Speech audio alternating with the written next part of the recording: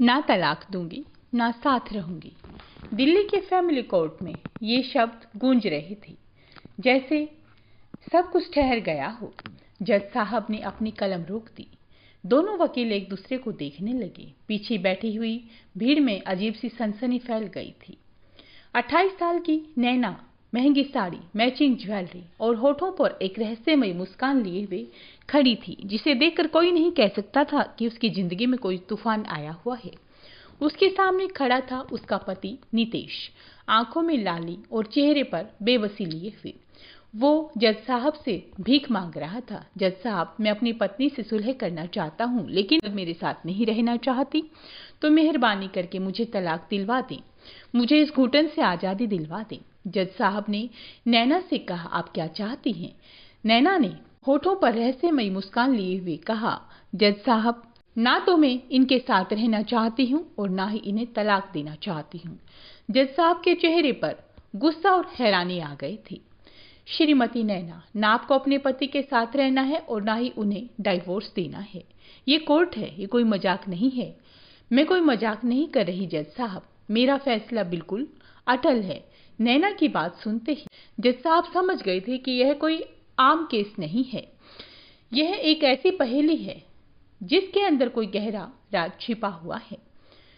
नितेश के वकील ने खड़े होकर कहा, माय लॉर्ड, यह मेरे क्लाइंट के साथ क्रूरता है, यह मानवाधिकारों का हनन है। तभी नैना के वकील मुस्कुराए, माय लॉर्ड, ऐसा तो कोई कानून नहीं है जहां ये लिखा हो कि पत्नी अगर साथ नहीं रहना चाहती तो उसे तलाक ही देना पड़ेगा। नितेश की आवाज में एक हताशा और दर्द झलका। जज साहब, मैंने इसे मनाने की कोशिश की, मैंने इनकी मम्मी से बात की, इनके रिश्तेदारों दोस्तों से बात की, मैं सुलह के लिए तैयार हूँ, लेकिन यह सुनने को तैयार ही नहीं है। जज साहब हैरान रह गई। एक तरफ एक बेबस आदमी अपनी आजादी की भीख मांग रहा था और दूसरी तरफ नैना उसे एक अदृश्य जंजीर में बांध कर रखना चाहती थी। नैना शर्मा, आपके पति आपके साथ रहना चाहते हैं तो आपको क्या परेशानी है? जज साहब ने नैना से पूछा। नैना ने कहा, जहां इज्जत ना हो वहां रहकर क्या करूंगी जज साहब? इज्जत? नितेश चीख पड़ा, मैंने तुम्हारी कौन सी बेइज्जती कर दी? नैना ने एक व्यंग्यात्मक मुस्कान के साथ कहा, वो मैं आपको नहीं, जज साहब को बताऊंगी। जज साहब ने नैना से सीधा सवाल पूछा, ठीक है नैना जी, आप बताइए, क्या आपके पति ने आपके साथ कोई मारपीट की है? नैना ने कहा, नहीं जज साहब। क्या दहेज की मांग रखी है? नहीं। नितेश के चेहरे पर थोड़ी राहत आई, लेकिन तभी नैना बोली, जज साहब, जख्म सिर्फ शरीर पर नहीं होते, दिल पर भी होते हैं, जो कि ज्यादा गहरे होते हैं। आप मुझे पहले पूरी बात बताइए, जज साहब ने कहा। नैना ने नितेश पर नजर डाली जैसे वो कोई कीड़ा मकोड़ा हो। जज साहब, हम दोनों एक दोस्त की शादी में मिले थे। मुझे उनकी आंखों में एक अजीब सी ईमानदारी और ठहराव नजर आया था। वह एक सीधा साधा लड़का था जो दुनिया भविष्य की योजनाओं के इर्द गिर्द घूमती हुई नजर आ रही थी, और मैं भी उस वक्त सपनों से भरी हुई थी। उनकी नजरों में मेरे लिए इज्जत थी। फिर बातों का सिलसिला शुरू हो गया। हम दोनों घंटों फोन पर बातें करते रहते थे। उनकी बातों में मुझे सच्चाई नजर आई। नैना, मैं कोई शहजादा नहीं हूं, लेकिन वादा करता हूं मैं तुम्हें अपनी रानी बनाकर रखूंगा। मैं तुम्हारी हर ख्वाहिश पूरी करने की कोशिश करूंगा। मैंने भी मजाक में पूछा था, अगर मैं ऐसी कोई चीज मांग लूं जो आप मुझे ना दे पाए? तो इन्होंने कहा, मैं तुम्हारे लिए आसमान से तारे भी तोड़कर ला सकता हूं। ये बताते हुए नैना की आंखों से आंसू टपक पड़े। उस एक वादे पर मैंने अपनी पूरी जिंदगी इनके नाम कर दी। जज साहब, कौन सी लड़की ऐसे वादों पर यकीन नहीं करेगी? शादी के दिन इन्होंने कहा था, नैना, आज से मेरी हर खुशी तुम्हारी है और तुम्हारा हर दुख मेरा। मैंने अपने माँ बाप, अपना घर, सब कुछ पीछे छोड़कर बड़ी खुशी खुशी इनके साथ अपनी जिंदगी की नई शुरुआत की थी। नैना की आवाज अब सख्त हो गई, लेकिन जज साहब, मुझे क्या पता था कि मैं अपने सपनों को जो बुन रही हूँ वो कुछ ही महीनों में बिखर जाएंगे। जज साहब ने गहरी सांस ली। तो फिर ऐसा कौन सा तूफान आया जो यहां तक आप पहुंच गई? नैना ने कहा, जज साहब, तूफान तो एक बार आता है, जो सब कुछ तबाह करके चला जाता है। मेरी जिंदगी को तो हर रोज एक नया बवंडर तबाह करता था। नैना ने नितेश की तरफ उंगली उठाई। जज साहब, आप यकीन नहीं करेंगे, मुझे ये 3 साल में एक बार भी बाहर घुमाने नहीं ले गई। जिन्होंने मुझे सब कुछ देने की कसमें खाई थी, उन्होंने मुझे घर की 4 दीवारों में कैद बना दिया। कोर्ट में बैठी औरतें इस बात को महसूस कर रही थी। जज साहब, इस इंसान ने मुझे मेरे कैरियर की शुरुआत तक नहीं करने दी। कभी किसी न किसी बहाने से मुझे रोक देता, और तो और मेरा पहला जन्मदिन भी, जो मेरे लिए सबसे खास दिन था, पहले साल इन्होंने ये कहकर टाल दिया कि इस बार थोड़ा जरूरी काम आ गया है, अगली बार पार्टी करेंगी। दूसरे साल भी ये भूल गई। मैंने वह दिन रोते गिड़गिड़ाते हुए गुजारा था। जज साहब, इन्हें मेरा प्यार नहीं, मेरी खुशियां नहीं, सिर्फ अपने आप से मतलब था, अपने आराम से मतलब था। नितेश आगे बढ़ा। नैना, ये सच नहीं है, चुप रहो तुम, आज मुझे बोलने दो। जज साहब, मैं इनकी पत्नी जरूर थी, लेकिन घर का हर फैसला इनकी माँ लेती थी। मेरी राय तो उस घर में एक रद्दी बराबर भी नहीं थी। इतना ही नहीं, एक दिन जब मैं तेज बुखार में तड़प रही थी, मेरा बदन टूट रहा था, तो मैंने इन्हें फोन किया कि मुझे डॉक्टर को दिखा लाओ। और इन्होंने क्या किया? इन्होंने अपनी माँ को फोन लगाया और कहा, मम्मी आप नैना को डॉक्टर के पास ले जाओ। जज साहब, और सुनिए, इनकी माँ ने क्या किया? इन्होंने मुझे अपना देसी नुस्खे वाला गाढ़ा पिला दिया, और मेरे महान पति ने दोबारा फोन करके मेरी तबीयत के बारे में पूछा तक नहीं। आखिरकार मेरी माँ घर आई और मुझे डॉक्टर के पास लेकर गई। मुझे आराम आ गया था। इसके बाद भी मेरी माँ ने ना जाने कितनी बार फोन करके मेरा हाल चाल पूछा था, लेकिन मेरे पति ने एक बार भी नहीं। आप ही पूछिए इनसे, जब यह मुझे अपनी पत्नी का हक ही नहीं देना चाहते, तो क्या जरूरत थी मुझसे शादी करके मेरी जिंदगी बर्बाद करने की। कोर्ट रूम में एक भारी खामोशी छा गई, जिसे नैना की सिसकियां ही तोड़ रही थी। नितेश के चेहरे का रंग उड़ गया। बस मुश्किल से अपनी सारी हिम्मत जुटाकर वह बोला, जज साहब, कौन पति चाहेगा अपनी पत्नी को दुनिया की खुशियां ना दे? दिल्ली में एक सैलरी से घर की EMI, दवाइयों का खर्चा, इन सब के बीच ये शौक कैसे पूरे करूं? लेकिन मैंने इसे कहा था कि प्रमोशन होते ही सबसे पहले मैं तुम्हारी ख्वाहिश पूरी करूंगा। उसकी आवाज में एक मिडल इंसान की बेबसी थी। नैना, तुम्हारे पहले जन्मदिन पर मैं लेट जरूर आया था, लेकिन उस दिन मैं फूलों का गुलदस्ता और तुम्हारी पसंद की मिठाई लाया था। लेकिन तुम तो 5 स्टार होटल में डिनर करना चाहती थी, जो मेरे बजट से बाहर था। क्या प्यार की कीमत तोहफे के आकार से तय होती है? जज साहब, नितेश की आवाज भर्रा गई। और वह दिन जब तुम्हारी तबीयत खराब थी, हाँ, मैं नहीं आ पाया था। ऑफिस में बहुत जरूरी इंस्पेक्शन थी। छुट्टी लेता तो शायद नौकरी चली जाती, और नौकरी भी तो मैं तुम्हारे लिए ही, घर चलाने के लिए ही कर रहा था। माँ को फोन किया था ताकि वो तुम्हें डॉक्टर के पास ले जाए, लेकिन माँ तुम्हें वही घरेलू दवाई तुम्हें देती है जो बचपन से वो मुझे पिलाती आई थी। लेकिन क्या यह मेरा गुनाह था कि मैं अपनी माँ से मदद मांग रहा था? फिर नितेश बोला, जज साहब, मैं आसमान से तारे तोड़कर नहीं ला सका। मैं एक आम इंसान हूँ जो अपने परिवार को एक अच्छी जिंदगी देने की कोशिश करता है। शायद मेरी कोशिशें इनकी उम्मीदों के सामने छोटी पड़ गई थी। अब कोर्ट रूम का माहौल बदलने लगा था। कहानी जितनी सीधी और एक तरफा लग रही थी, अब उतनी नहीं रही। जज साहब सारे पहलुओं को सोच विचार कर श्रीमती नैना से कहा, क्या घूमने ले जाना, महंगे तोहफे देना, यही पति पत्नी के बीच के रिश्ते हैं? लेकिन क्या यही वजह है अपने पति से अलग रहने की?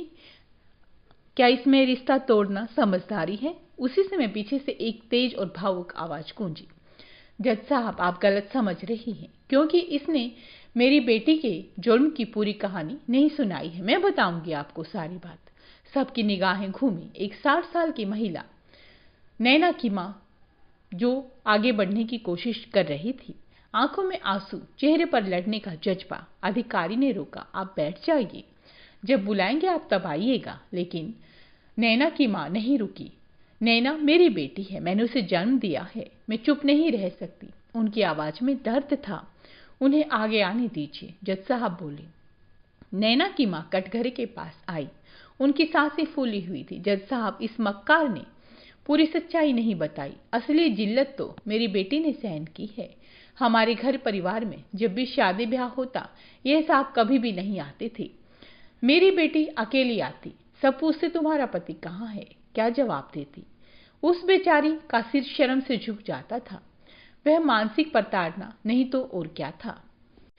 नितेश ने तुरंत बचाव किया, जज साहब ऐसा नहीं कि मैं कभी नहीं गया। हाँ, एक बार नैना के चाचा की बेटी की शादी में नहीं जा पाया। कंपनी में साल का सबसे बड़ा ऑडिट था, मेरा वहां रहना बेहद जरूरी था। नैना को मैंने समझाया भी था, अगर नौकरी नहीं रहेगी तो घर कैसे चलेगा। नैना की मां भड़की और उन्होंने तीखी आवाज में कहा, शादी ब्याह छोड़िए जज साहब। जब नैना के पिताजी का देहांत हुआ तब भी ये नहीं था। हमारी दुनिया लुट गई। मेरी बेटी को सहारे की दरकार थी, पर यह नौकरी में फंसा रहा। हमने फोन करके इसको खबर दी। जब तक यह लौटा तब तक अंतिम संस्कार को 4 घंटे हो चुके थे। क्या यही होता है एक पति का सहारा। कोर्ट रूम में खामोशी गहरा गई। नैना की आंखों से आंसुओं की धारा बह निकली। वह सिसकती हुई बोली, जज साहब, उस दिन मुझे लगा मेरी दुनिया में मेरे लिए कोई नहीं।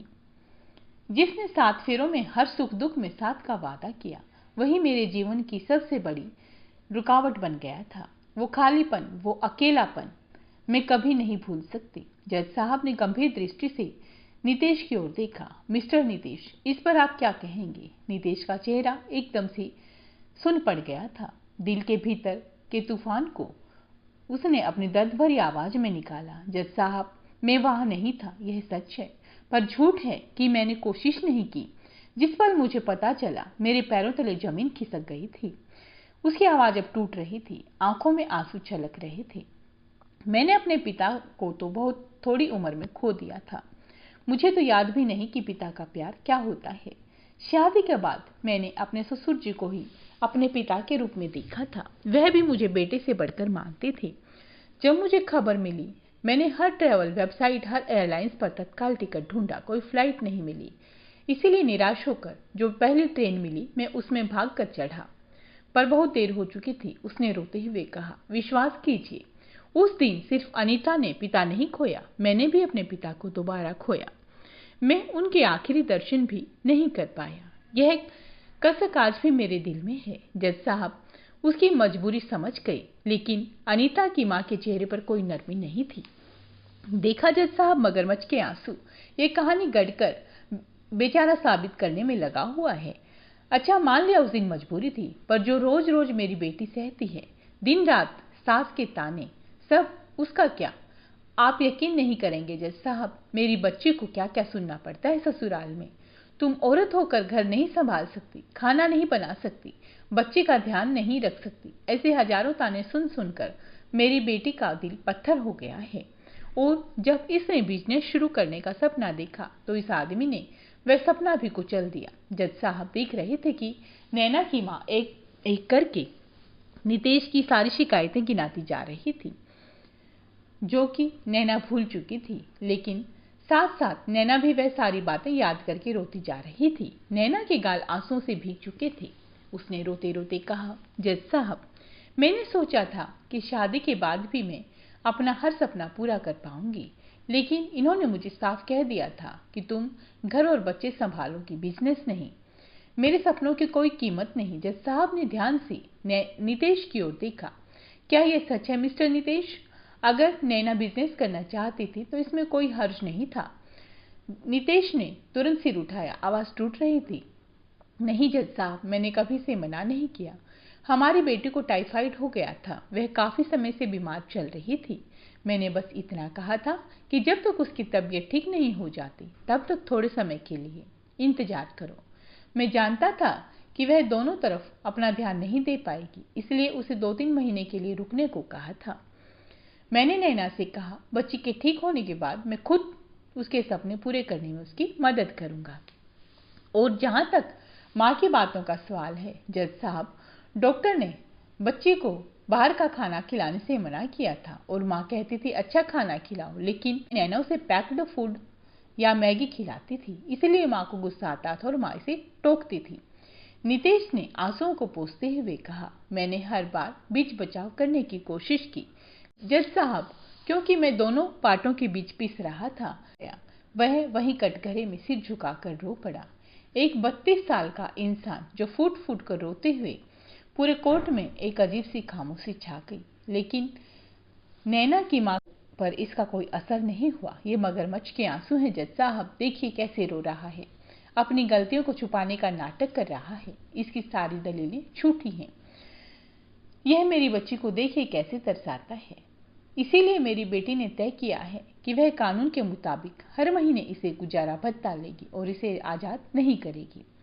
यह भी इसी रिश्ते में बंधा रहेगा। अगर ये मेरी बेटी को खुश नहीं रख सकता तो हम भी इसे दूसरी औरत के साथ खुश नहीं देखना चाहते। जज साहब बयानों को माप तोल रहे थे। इससे पहले कि वह बोलते, नितेश के वकील ने कहा, जज साहब एक बात और है, अब तक जो खुलासा नहीं हुआ। उन्होंने एक पुराना साफ सुथरा दस्तावेज निकालकर जज साहब की तरफ बढ़ाया।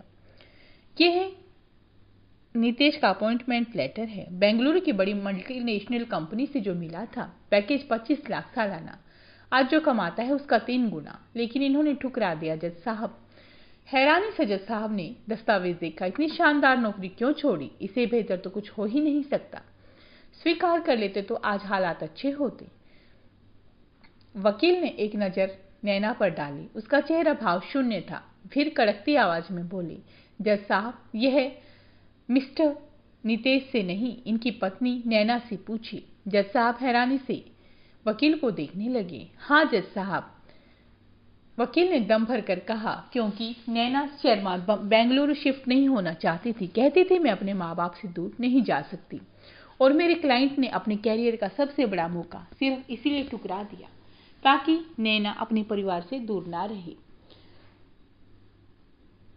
जिस इंसान ने अपनी पत्नी की ख्वाहिश के लिए अपना भविष्य दांव पर लगा दिया, उस पर उसकी पत्नी एक एक पैसे के लिए तरसाने का इल्जाम लगा रही है। यह कहां तक जायज है? नितेश के वकील ने जो खुलासा किया उससे कोर्ट सहित सभी हैरान रह गए। नैना पत्थर की तरह खड़ी हुई थी। नैना की मां के पास भी शब्द नहीं थे। यह एक ऐसा सच था जिसे ठुकराया नहीं जा सकता था। जज ने दस्तावेज देखा, फिर नैना का पीला चेहरा उनके अनुभवी आंखों को अब कहानी के हर हिस्से को देखने के लिए काफी था। नैना की मां को लगा बाजी हाथ से निकल रही है। आंसू भरी आंखों से जज साहब की तरफ देखा। जज साहब, यह तो सिक्के का एक पहलू है। हमने अपनी बेटी को राजकुमारी की तरह पाला, उसे कभी तकलीफ नहीं होने दी, लेकिन थी तो गुड़िया के बाल बिगड़ने पर जो रो पड़ती थी। मैं और उसके पापा तब तक चैन से नहीं बैठते थे जब तक उसके चेहरे पर मुस्कान ना लौटे। हमने उसे नाजों से पाला और इन लोगों ने मेरी हंसी खेलती गुड़िया को हर रोज रोने पर मजबूर कर दिया। उससे दिन रात तानों को जहर पीने पड़ते थे। जब भी फोन करती हूँ सब सिसकियां सुनाई पड़ती हैं। अपनी बेटी को इस नर्क में घुट घुट कर मरते नहीं देख सकती। नैना ने माँ का हाथ पकड़ा, टूटते स्वर में बोली, हाँ माँ, मैं हार गई। मैंने बहुत कोशिश की अपना घर बचाने की, पर मेरे सपनों को नजरअंदाज किया गया। कोर्ट में उपस्थित औरतें नैना की पीड़ा को समझ रही थी, लेकिन तभी जज साहब ने कुछ देर के लिए आंखें बंद कर ली, जैसे स्थिति की गहराई नाप रही हो। फिर एक पैनी नजर नैना की मां पर डाली और वह सवाल पूछा जिसने पूरे केस की डायरेक्शन को ही चेंज कर दिया। सुधा जी, एक बात बताइए, जब नैना अपने पति के घर में रह रही थी तब आप दोनों की बात कितनी बार होती थी? सुधा देवी ने बिना सोचे गर्व से कहा, रोज होती थी जज साहब। 2-3 घंटे तो आराम से बात हो जाती थी। मैं ही तो एक सहारा थी उसका। जज साहब ने अगला सवाल दागा, उस समय क्या आपको पता होता था कि घर में खाने में क्या बना है? हाँ बिल्कुल, मेरी बेटी मुझसे कुछ नहीं छिपाती। सुधा देवी ने कहा, यह समझे बिना कि वह एक जाल में फंसती जा रही है। फिर दूसरा सवाल, अगर सास बहू में कोई छोटी मोटी नोकझोंक होती थी तो क्या उसकी खबर भी आपको तुरंत मिल जाती थी? जी जज साहब, मेरी बेचारी बेटी किसे अपने दिल की बात बताती। सुधा देवी ने बताया। यह सुनकर जज साहब की आवाज सख्त हो गई। तो मतलब आप अपनी बेटी के ससुराल की हर बात में डिस्टरबेंस पैदा करती हैं? सास बहू की खटपट से लेकर कमरे में पति की निजी बातों तक। जज साहब ने सबसे तीखा सवाल पूछा, सुधा जी, आपने बेटी को नाजों से पाला, धूमधाम से शादी की, लेकिन क्या आपने कभी उसे पूर्ण रूप से उसके पति का होने दिया, उसे अपने ही आंगन की राजकुमारी बनाए रखा? यह सवाल नहीं, एक आईना था जिसमें सुधा देवी को अपना क्रूर और स्वार्थी चेहरा दिखाई देने लगा। वो एकदम से गुस्से में चिल्ला उठी, जज साहब, ये आप क्या कह रहे हैं? मैं उसकी मां हूं, क्या घुट घुट कर मरने दो अपनी बच्ची को। जज साहब शांति से बोले, सुधा जी, बेटी अपना दुख मां को बताए, ये सही है, लेकिन सवाल है दुख था कौन सा? उन्होंने पैनी नजरें दोनों पर गड़ाई। नितेश ऑफिस से लेट आया, ये घटना है, दुख नहीं। सास ने खाने में नुक्स निकाला, ये छोटी मोटी तकरार है, जुल्म नहीं। बर्थडे पर महंगा तोहफा नहीं मिला, ये उम्मीद का टूटना है, रिश्ते का नहीं। आपने हर रोज बेटी से 3 घंटे बात की, हर छोटी बात को बड़ा दुख बना दिया, हर छोटी तकरार को जुल्म का नाम दे दिया। ये छोटी छोटी बातें अगर आप ना पूछती तो नैना आपको ना बताती और 2-4 दिन में खुद ही भूल जाती, घर के लोग फिर एक हो जाते, लेकिन आपने ऐसा होने ही नहीं दिया। आपकी बातों ने चिंगारी को और सुलगाया और वो आग बन गई। नैना की नजरों में उसके घर वाले अपराधी बन गए और वो खुद पीड़ित। आपने अनजाने में अपनी बेटी के मन में ऐसी बातें भरी कि उसका पति जालिम है। सुधा देवी कांप रही थी। मैंने तो बस उसका साथ दिया। नहीं, ये साथ नहीं है। जज साहब सख्त हुए। ये एक मीठा जहर था, एक ऐसा जहर जो आपने अपनी बेटी और दामाद के रिश्ते में खोल दिया। शादी का पौधा पति और पत्नी दोनों के बीच में सींचा जाता है। आपने रोज फोन करके उसकी जड़ों में नफरत और शिकायत का जहर डाल दिया। नैना जब भी अनबन हुई, आपने समस्या सुलझाने के लिए पति से बात करने की बजाय अपनी मां को फोन किया। आपने पति को साथी नहीं बल्कि मां को वकील बना दिया। आप दोनों के रिश्ते का हर फैसला आपके और आपकी मां के बीच होने लगा। जज साहब ने अपनी बात समाप्त की। असली समस्या ना तो पति में है और ना ही पत्नी में। समस्या है रिश्ते में तीसरे व्यक्ति की दखल अंदाजी जो प्यार के लिबास में लिपटी है। सुधा जी, आपकी बेटी 3 साल से शादीशुदा है, लेकिन आपने उसे कभी अपने पति के घर में अपनापन देने का मौका ही नहीं दिया। नैना को लगा जैसे उसके पैरों तले जमीन खिसक गई हो। मां से हर बात की शिकायत उसके कानों में गूंज रही थी। आज पहली बार समझ आया, उसने अपने हाथों से ही अपने घर की नींव को खोखला कर दिया। पूरे कोर्ट में सन्नाटा छा गया। फिर पीछे से धीरे से ताली बजी। देखते ही देखते पूरा कोर्ट तालियों की गड़गड़ाहट से गूंज उठा। ये तालियां जज साहब के विश्लेषण के लिए थी, उस कड़वी सच्चाई के लिए थी जिसे आज हर कोई महसूस कर रहा था। जज साहब ने अपना फैसला सुनाया। अदालत के दोनों पक्ष सुने। रिश्ते में कड़वाहट है, ये साफ है, लेकिन तलाक किसी समस्या का हल नहीं होता। इसीलिए यह अदालत एक प्रयोग करने जा रही है। जज साहब की बात जारी थी। ये प्रयोग पूरे 1 महीने तक चलेगा और इसके कुछ सख्त नियम होंगे, लेकिन जिनको निभाना बहुत जरूरी होगा।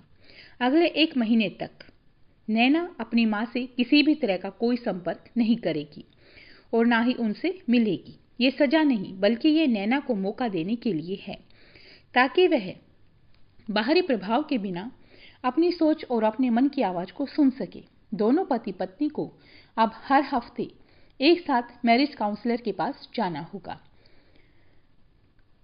इसकी सीधी रिपोर्ट अदालत में जमा की जाएगी।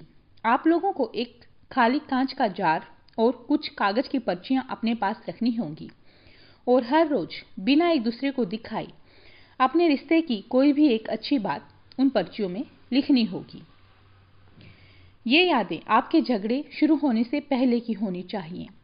इस जार को 1 महीने बाद कोर्ट में ही खोला जाएगा। आप दोनों एक ही घर में रहेंगे, लेकिन एक दूसरे पर किसी भी तरह का दबाव नहीं बनाएंगे। इस दौरान नितेश की मां भी कोई दखलंदाजी नहीं करेंगी। ये एक ऐसा फैसला था जिसके लिए नितेश और नैना दोनों ही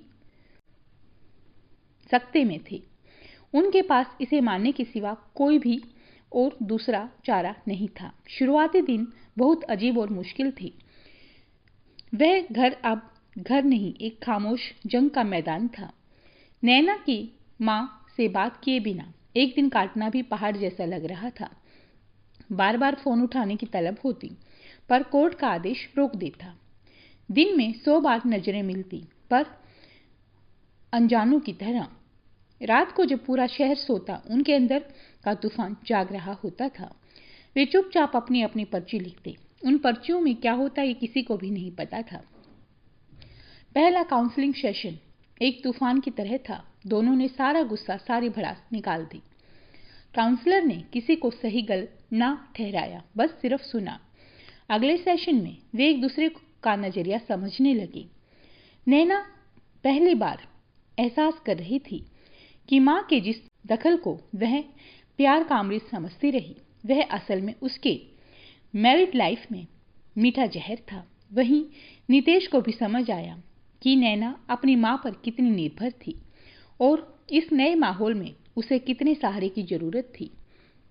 एक रात पर्ची पर कुछ लिखते लिखते नितेश की आंखों में आंसू छलक आए। पर्ची मोड़कर उसने जार में डाल दी। वहीं नैना भी एक पर्ची लिख रही थी। पुरानी यादें एक साथ उसके मन में हिलोरे ले रही थी। हम कैसे थे और हम क्या बन गए हैं। मैंने जितना समय अपनी मां के कंधे पर रोकर गुजारा, अगर उसका आधा समय भी अपने पति के हाथ थाम कर बिताया होता, तो शायद आज हम कोर्ट में नहीं होते। सोचते हुए उसका हाथ कांप रहा था। पर्ची सीने से लगाकर वह देर तक रोती रही। दोनों तड़प रहे थे, दौड़कर एक दूसरे के पास जाना चाहते थे, गले लगकर कुछ कहना चाहते थे, लेकिन दोनों के बीच अहम की एक अदृश्य दीवार खड़ी थी। नैना सोचती कि पहल वो करेगा। नितेश सोचता, इतना जुल्म, वो एक बार माफी तो मांगे। प्यार और स्वाभिमान की ऐसी लड़ाई जिसमें दोनों हार रहे थे। एक छत के नीचे फिर भी एक दूसरे की आवाज सुनने को तरस रहे थे। एक एक दिन गिनते हुए महीना गुजर गया। खामोशी और गहरी और दर्दनाक हो गई थी। ठीक 1 महीने बाद वही फैमिली कोर्ट रूम में एक अजीब सी खामोशी थी। नितेश और नैना आमने सामने थे। उनके बीच वह कांच का जार रखा था जो अब पर्चियों से लबालब भरा था। उन 30 दिनों की अनकही यादें। जज साहब ने दोनों को देखा। आप लोगों ने कुछ सोचा? दोनों चुप थे। दोनों की आंखों में इंतजार था। शायद सामने वाला पहले बोले, पर दोनों का अहम भारी चट्टान की तरह खड़ा था। जज साहब मुस्कुराए। लगता है फैसला अभी भी मुश्किल है। चलिए पहले इस जार को खोलते हैं जिसमें आप दोनों के रिश्ते की सबसे सच्ची गवाही बंद है। नितेश, आप नैना की लिखी हुई कोई एक पर्ची उठाइए और उसके सामने पढ़िए। नितेश ने कांपते हाथों से पर्ची निकाली। उसे खोलते ही उसकी आंखों में आंसू आ गए। उसकी आवाज अचानक रुंध गई। उसने पढ़ना शुरू किया। शादी के बाद जब मैं मम्मी पापा की याद में उदास बैठी थी, तभी तुम मेरे पसंदीदा तीखे गोलगप्पे ले आए थे। मेरा मन तब भी भारी था, तो तुमने मुझे हंसाने के लिए चुटकुले सुनाने शुरू कर दिए। और सच कहूं, मैंने आज तक उससे ज्यादा खराब जोक्स नहीं सुने थे। इतना पढ़ते ही कोर्ट में कुछ लोगों के चेहरों पर मुस्कान आ गई, लेकिन नितेश की आंखें भर आई। उसने आगे पढ़ा, लेकिन जब मैंने तुम्हारा चेहरा देखा, एक सिविल इंजीनियर जो इतनी बड़ी बड़ी बिल्डिंग्स बनाता है, वह एक छोटे मासूम बच्चे की तरह मुझे हंसाने की कोशिश कर रहा था। मैं तुम्हारे चुटकुले सुनकर नहीं, तुम्हारे भोलेपन को देखकर रोते रोते हंस पड़ी थी। तुम कितने अच्छे हो नितेश। अब नितेश की आवाज टूट रही थी। वो पर्ची उसके हाथ में कांप रही थी। नैना, अब आप नितेश की पर्ची पढ़िए। जज साहब बोले। नैना ने एक पर्ची उठाई। खोलते ही उसकी सांस अटक गई। नैना, मुझे याद है जब मेरे प्रमोशन की पार्टी में एक रिश्तेदार ने मेरा मजाक उड़ाया था और तुमने सबके सामने मेरा हाथ पकड़कर मेरा स्टैंड लिया था और कहा था मुझे अपने पति पर गर्व है। उस दिन तुमने मुझे दुनिया का सबसे मजबूत इंसान बना दिया था। उस दिन मुझे यकीन हो गया था अगर पूरी दुनिया भी मेरे खिलाफ हो जाए तो भी तुम मेरा साथ नहीं छोड़ोगी। नैना की आंखों से आंसुओं का सैलाब बह रहा था। उसे याद आया कि कैसे उसने उस दिन अपने पति को सबके सामने लगाए इल्जामों से बचाया था। जज साहब ने माहौल को और गहरा करते हुए कहा, एक और पर्ची आप उठाइए नितेश। नितेश ने पर्ची उठाई। पढ़ते ही रो पड़ा। नितेश, याद है शादी के बाद पहली बार मैंने खाना बनाया था, सारा जल गया था। शर्मिंदगी से मैं रोने लगी थी, पर तुमने पूरा जला खाना हंसते हंसते खा लिया था और कहा आज से यह मेरी फेवरेट डिश है। उस दिन पहली बार लगा मुझे दुनिया का सबसे अच्छा पति मिला है। मैं चाहे कितनी भी गलतियां करूं, पर तुम्हारी नजरों में मैं एक परफेक्ट वाइफ हूं। नितेश से खड़ा नहीं रहा गया। कटघरे का सहारा लेकर हिचकियां लेते हुए रोने लगा। जज साहब ने नैना को देखा। उसकी हालत और भी बुरी थी। नैना, अगली पर्ची। नैना ने बड़ी मुश्किल से एक और पर्ची उठाई। स्याही फैली थी क्योंकि लिखते हुए नितेश के आंसू उस पर गिरे थे। याद है नैना, जब मैं ऑफिस के तनाव में रातों जागता रहा, तुम चुपचाप मेरे पास बैठकर मेरे बालों में हाथ फेरती थी। थक जाता तो चाय कॉफी बनाकर ले आती। कुछ नहीं पूछा, बस इतना जताया कि तुम मेरे पास हो, हमेशा रहोगी। उस रात जब लगा तुम साथ हो, मैं दुनिया की हर जंग जीत सकता हूँ। मैं तुम्हारे बिना कुछ भी नहीं। मैं तुमसे बेहद प्यार करता हूँ और हमेशा करता रहूंगा। और इसे पढ़ते पढ़ते नैना का सब्र टूट गया। वो पर्ची उसके हाथ से छूट गई। उसके मुंह से एक दबी चीख निकली और वह जोर जोर से रोते हुए लड़खड़ाकर गिरने लगी। अगले ही पल नितेश ने दौड़कर उसे थाम लिया और नैना उसके सीने से चिपक गई। वो किसी बच्ची की तरह रो रही थी। नितेश, मैं कितनी बुरी हूं, मैं कितनी सेल्फिश हूं। मैंने तुम्हारे प्यार को कभी नहीं समझा। मैंने आपके हर त्याग को नजरअंदाज किया। मैं बस शिकायतें ढूंढती रही और आपके उस प्यार को देख ही नहीं पाई जो आप छोटे छोटे पलों में मुझ पर लुटाते थे। नितेश भी रो रहा था। उसने नैना का चेहरा अपने हाथों में लिया, उसके आंसू पोंछे। नहीं नैना, तुम बुरी नहीं हो। हम दोनों ही ना समझते। गलती मेरी भी थी। तुम अपने माँ बाप को छोड़कर मेरे भरोसे मेरे साथ आई थी। मुझे भी समझना चाहिए था। मुझे तुम्हें समय देना चाहिए था। तुम्हारी छोटी छोटी इच्छाएं पूरी करनी चाहिए थी। आज सालों बाद दो जिस्म और एक जान होने का मतलब समझ में आया था। कोर्ट का माहौल और भारी हो गया। सीटों पर बैठे लोग अपने बहते आंसू छुपाने लगे। खुद जज साहब की आंखें भी नम थी। नितेश ने हाथ जोड़कर कहा, योर ऑनर, हमें अपनी याचिका वापस लेनी है। हम तलाक नहीं चाहते। जज साहब मुस्कुराए और बोले, मुझे इसी बात की उम्मीद थी। याद रखिए, शादी का मतलब एक दूसरे की गलतियों का हिसाब रखना नहीं, बल्कि एक दूसरे की कमियों के बावजूद साथ खड़े होना होता है। आज तुम दोनों ने सिर्फ अपना रिश्ता नहीं बचाया, बल्कि दुनिया को ये दिखाया है कि अगर दिल में सच्चा प्यार हो तो कोई भी दीवार इतनी ऊंची नहीं होती। आंसुओं से भीगे चेहरे के साथ नैना ने नितेश की ओर देखा। नितेश, आज के बाद ना तो मैं तलाक मांगूंगी और ना तुमसे अलग रहूंगी। तुम्हारी पत्नी का ये वादा है। नितेश ने भरी आंखों से जज साहब की ओर देखा और हाथ जोड़कर कहा, जज साहब, आपका बहुत बहुत धन्यवाद। आपने हमें सिर्फ एक इंसाफ ही नहीं दिया, बल्कि हमारी जिंदगी लुटा दी। दोस्तों, जज साहब ने जैसा फैसला सुनाया, क्या वो सही था? अपनी राय कमेंट बॉक्स में जरूर बताएं। यह भी बताएं कि आपको हमारी कहानी कैसी लगी।